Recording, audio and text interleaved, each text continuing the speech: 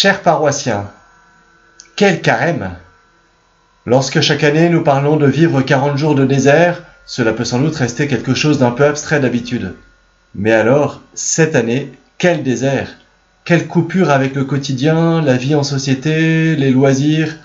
Nous allons bien plus loin cette année que la traditionnelle, et un peu formelle, privation de chocolat. Je sais que ce temps peut être difficile à vivre pour vous. Nous, vos prêtres, nous pensons beaucoup à vous tous, en particulier à ceux pour qui cette période est un véritable temps d'épreuve, de souffrance, le désert dans ce qu'il a de rude, de décapant. Mais si nous vivons un vrai carême, qui débordera d'ailleurs peut-être au-delà de la date de Pâques, nous verrons, alors j'ai une bonne nouvelle. Après le carême, nous vivrons aussi Pâques. Après cette aride mise à l'épreuve, viendra le temps de recueillir les fruits de vie que Dieu nous donnera. Chers amis, je vous invite à vivre ce temps comme un chemin de carême et donc un chemin vers Pâques, vers la lumière, et à profiter de ce temps de désert pour faire vivre votre être intérieur par la prière, par la lecture de la Bible et d'autres lectures. Si vous avez la chance de vivre en famille, et là certains parents se disent que peut-être que si je dis ça, c'est bien parce que je n'ai pas d'enfants à la maison toute la journée en ce moment. Je les comprends, mais je maintiens. Si donc vous avez la chance de ne pas vivre seul, de vivre en famille, je vous invite, si c'est possible, à vivre des temps de prière ensemble, en famille, en couple. La famille, c'est l'église domestique, comme le disait saint Jean-Paul II. Cette période est l'occasion de vivre davantage que d'habitude votre foi ensemble, au sein de votre famille. Je vous donne aussi quelques nouvelles de notre famille paroissiale, en particulier de Philippe Duquesnoy, notre diacre, qui est atteint par le virus. Il est hospitalisé et bien pris en charge, et il se remet tout doucement. Vous êtes invités à prier pour lui, et il nous demande de penser aussi aux équipes soignantes. Pensez aussi au Père Gérard, qui est souffrant depuis une dizaine de jours. Il a de la fièvre et une infection.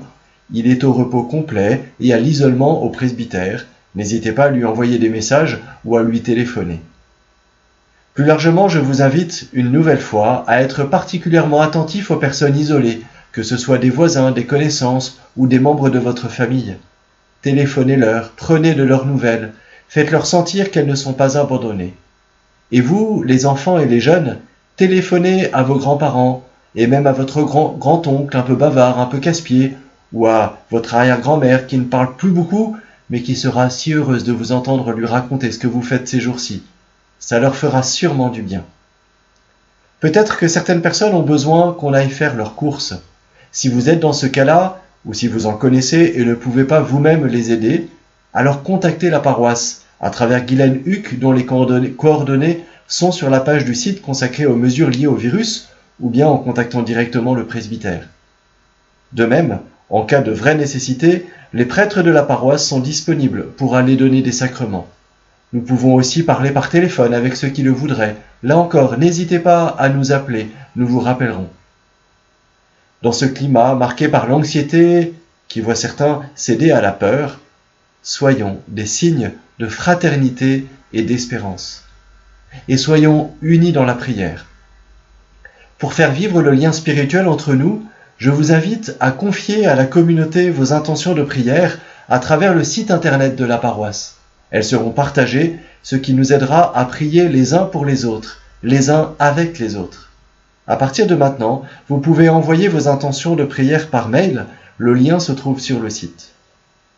Les prêtres de la paroisse continuent bien sûr à célébrer la messe chaque jour, unis à vous tous, en vous associant à l'offrande du Christ.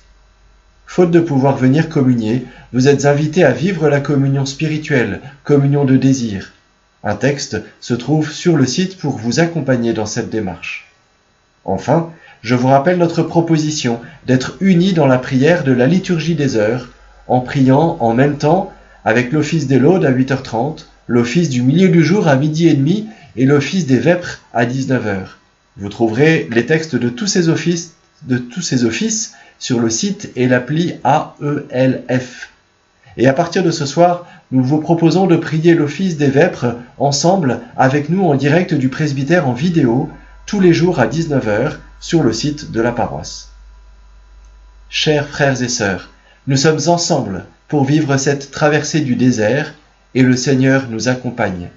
Qu'il vous bénisse et vous garde. À très bientôt.